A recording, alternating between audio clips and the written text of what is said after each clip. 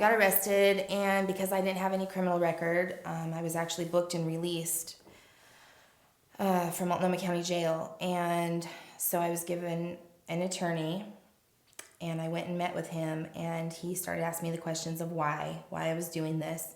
And I told him I was addicted to methamphetamines, that I had been for a long time, and that I saw nothing for my future. And so he told me that he didn't care what it took. I had to get clean. That was the only thing that was going to save me at all.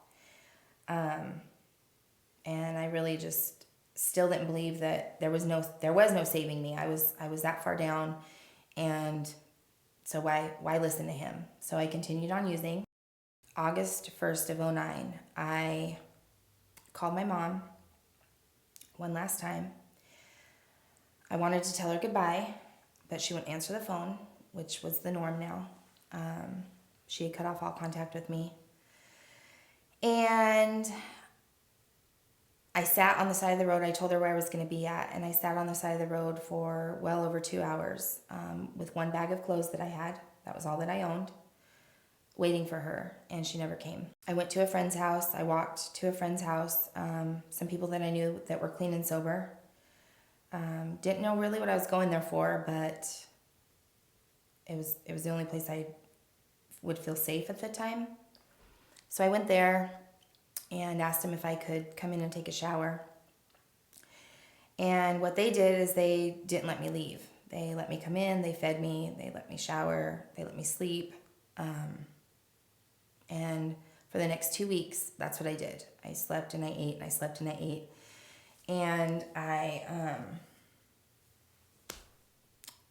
realized that I didn't want to be using anymore, but other than putting myself in a place with them, I didn't know how to not use.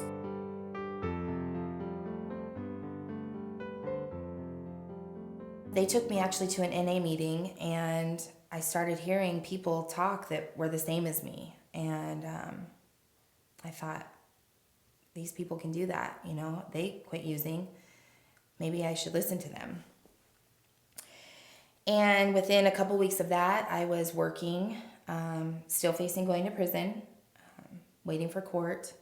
I got a job. I moved into an Oxford house, made contact with my mom.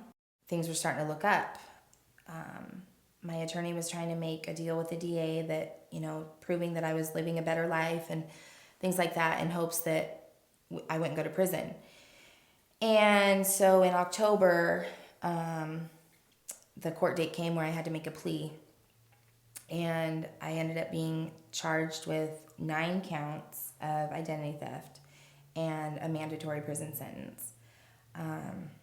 They let me walk away from the courtroom that day so that I could tie my loose ends up and things like that. But I was to turn myself in 30 days later. I called an old acquaintance and asked her to come and pick me up from an NA meeting that I was at. She came and picked me up, and within 10 minutes I was high. And didn't go to work, didn't go back to my Oxford house, didn't call my mom, didn't call my daughter. Just completely started avoiding life again. My attorney happened to call, and I had avoided all phone calls from anybody. I listened to his voicemail, and he said he had some good news.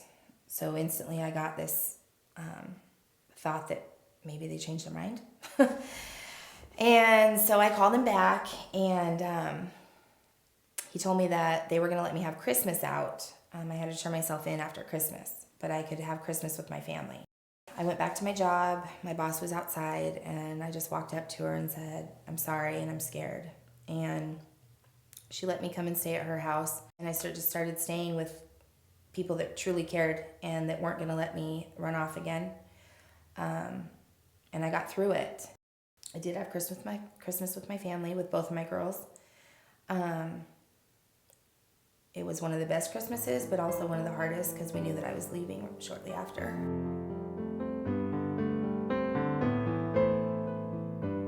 January 6th, I went and turned myself in, and was sentenced to 31 months in prison. but with the ability to have the AIP program, which is treatment, and a possible time cut. The minute I got there, I went to my counselor and said, how do I get in these programs? I don't need to be here. I got clean and sober before I came here. I just want to go home. And what happened at that point was my higher power intervened. I didn't even know I had a higher power at that time. But he intervened and made me sit there for a little bit. I learned a lot in that time. I learned that it wasn't my plan. That my plan had always gotten me, my plan ended up getting me where I was sitting right then, and that I better just start listening and start paying attention to what was going on around me. I got accepted into what's called the LIFT program, and I did ask my counselor if I could move over to that unit. It's a whole separate building. I asked him if I could move over there and do what they call staging, so that I could be in that environment, because I really wanted to do something different. I wanted to learn some different things. So I made the decision that when I got into this program, I was going to give it my all. There was nothing I was going to hold back. I was going to take every suggestion that they gave me, do every assignment to the fullest, and I was going to come out a different person. I completely let everything out on the table. I held nothing back. I talked about the things that I said I never wanted to share with anybody. The abuse that happened in my life, the abuse that I saw happen to my mom, just all the ugliness and all of the darkness that was there. And I finally started seeing that there was really somebody good inside me that I didn't believe was there for many, many, many years.